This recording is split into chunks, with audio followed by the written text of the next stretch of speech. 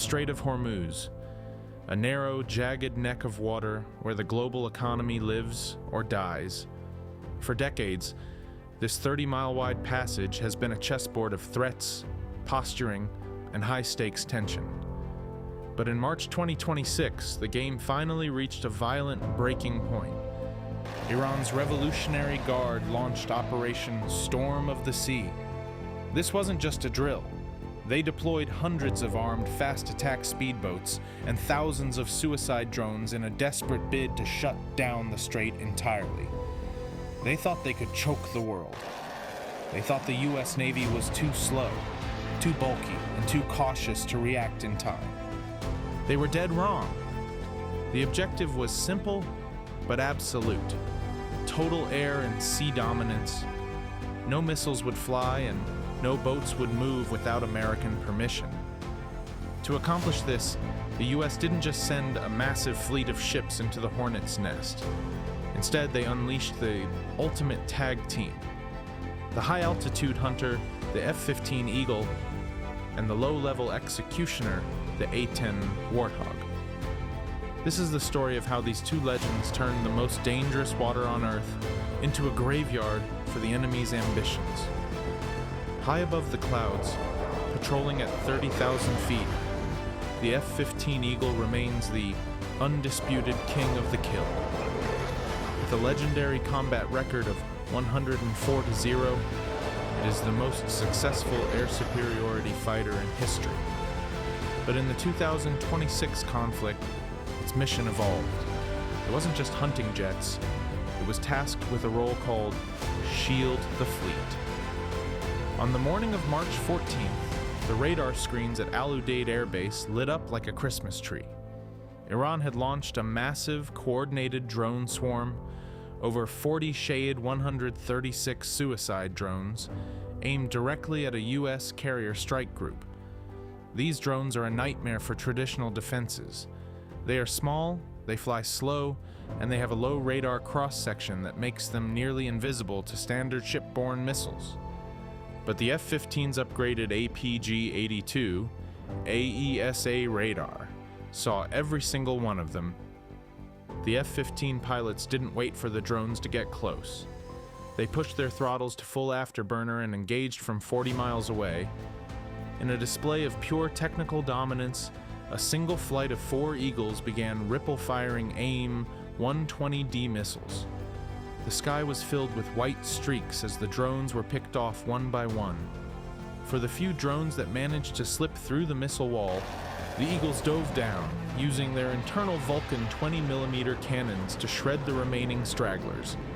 The entire swarm was cleared in under 4 minutes.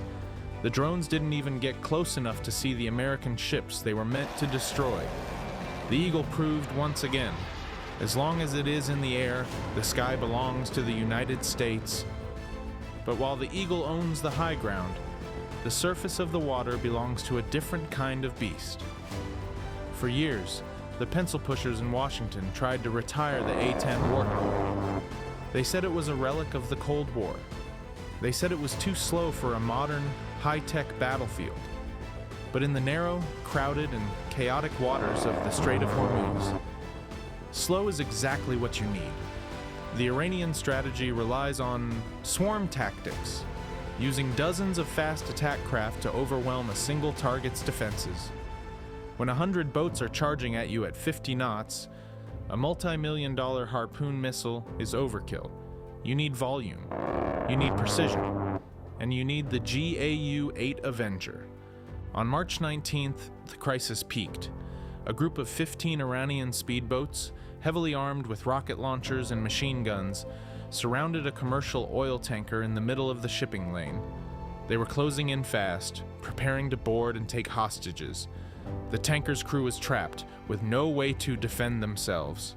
Suddenly, the Iranian crews heard a sound that haunted their nightmares, a low, guttural roar that vibrated through the hulls of their boats. Out of the coastal haze, flying just 100 feet above the waves, 2 A-10 Warthogs appeared. They didn't come in with flashy maneuvers. They came in as a wall of titanium and fire. The lead A-10 pilot lined up the lead boat in his head-up display. He flicked the safety off and pulled the trigger. 150 rounds of 30mm armor-piercing shells hit the water in a single 2-second burst. The lead boat didn't just sink, it disintegrated. The kinetic energy of the shells turned the vessel into a cloud of splinters and scrap metal before the fuel tank even had a chance to explode. Within seconds, the A-10s circled back, their pilots using the plane's incredible low-speed stability to pick off targets with surgical precision. The remaining Iranian crews didn't even try to fight back. They saw the flying tank and knew it was over.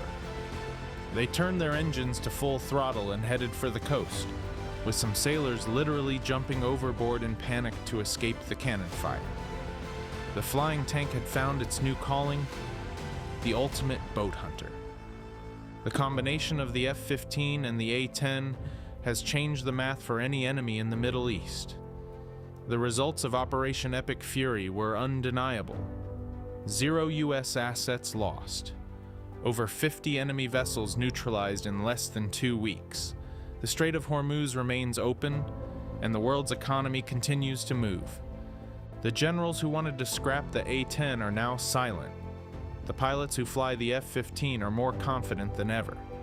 This isn't just about the planes. It's about having the right tool for the job. The Eagle and the Warthog have become the ultimate tag team, a wall of steel that no one can break. But the tension hasn't vanished. Across the water, the enemy is still watching. They are still building, and they are still waiting for a moment of weakness. But as long as they threaten the freedom of the seas, the U.S. Air Force will be there, waiting in the clouds and screaming across the waves. What do you think? Has the A-10 finally earned its permanent place in the fleet, or is its retirement still inevitable? Let me know in the comments below. I read every single one. Don't forget to like and subscribe for more deep dives into modern military operations. This is Absolute Military. See you in the next one.